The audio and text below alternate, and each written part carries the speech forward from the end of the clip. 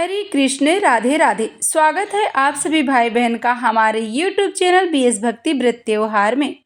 सोमवार के व्रत को लेकर मान्यता है कि इस दिन व्रत करने से भगवान शिव अपने भक्तों की सभी मनोकामना पूरी कर देते हैं। सोमवार का दिन भगवान शिव को समर्पित है, इसलिए इस दिन भगवान शिव की पूजा और व्रत करने का महत्व और ज्यादा बढ़ जाता है। यदि आप सोमवार के व्रत करते हैं तो आपको सोमवार का व्रत कथा पढ़ना बेहद जरूरी है, क्योंकि इसके बिना आपका व्रत अधूरा माना जाता है। आइए सोमवार की व्रत कथा को हम प्रारंभ करते हैं। व्रत कथा सुनने से पहले कमेंट में हर हर महादेव जरूर लिखें।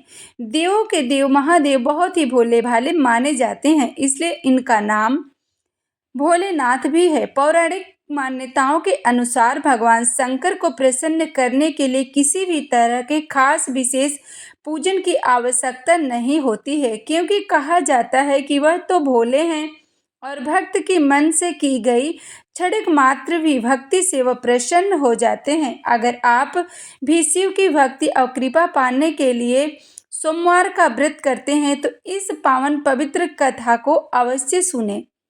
एक बार किसी नगर में एक साहूकार रहता था। उसके घर में धन की कोई कमी नहीं थी, लेकिन कोई संतान न होने के कारण वह बहुत दुखी था। संतान प्राप्ति के लिए वह हर सोमवार को व्रत रखता और पूरी श्रद्धा के साथ शिव मंदिर जाकर शिव और माता पार्वती की पूजा किया करता था। उसकी भक्ति देखकर एक दिन माँ पार्वती प्रसन्न होकर भगवान शिव से साहूकार की मनोकामना पूर्ति करने का निवेदन किया। पार्वती जी के आग्रह पर भगवान शिव ने कहा, हे देवी पार्वती, इस संसार में हर प्राणी को उनके कर्मों का फल मिलता है और जिनके भाग्य में जो हो उसे भोगना ही पड़ता है। लेकिन पार्वती जी ने साहूकार की भक्ति देखकर उनकी मनोकामना पूरी करने की इच्छा व्यक्त की। माता पार्वती के आग्रह पर शिव जी ने साहूकार को पुत्र प्राप्ति का वरदान तो दिया, लेकिन उन्होंने बताया कि यह बालक 12 वर्ष तक ही जीवित रहेगा। माता पार्वती और भगवान शिव की बातचीत को साहूकार सुन रहा था, इसलिए उसे ना तो इस बात की खुशी हुई और ना ही दुख हुआ। वह पहले की भांति शिव जी की पूजा करता रहा।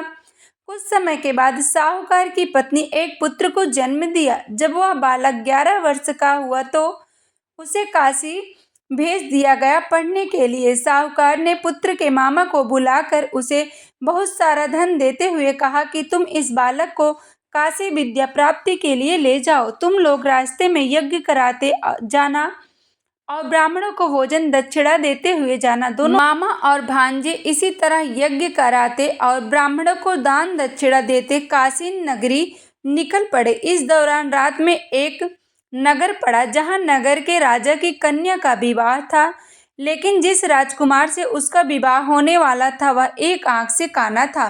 राजकुमार के पिता ने अपने पुत्र के काना होने की बात को छिपाने के लिए सोचा, क्यों ना उसने साहूकार के पुत्र को दूल्हा बनाकर राजकुमारी से विवाह करा दूं। विवाह के बाद इसको धन देकर विदा कर दूंगा और राजकुमारी को अपने नगर ले जाऊंगा। लड़के को दूल्हे के वस्त्र पहनाकर राजकुमारी से विवाह करा दिया गया।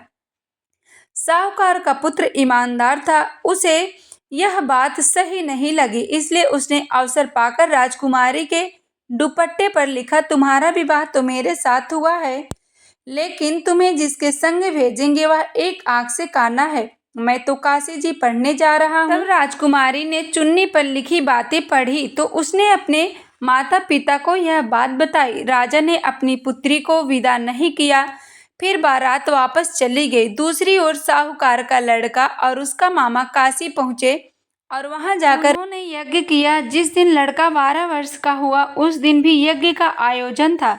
लड़के ने अपने मामा से कहा कि मेरी तबीयत कुछ ठीक नहीं है।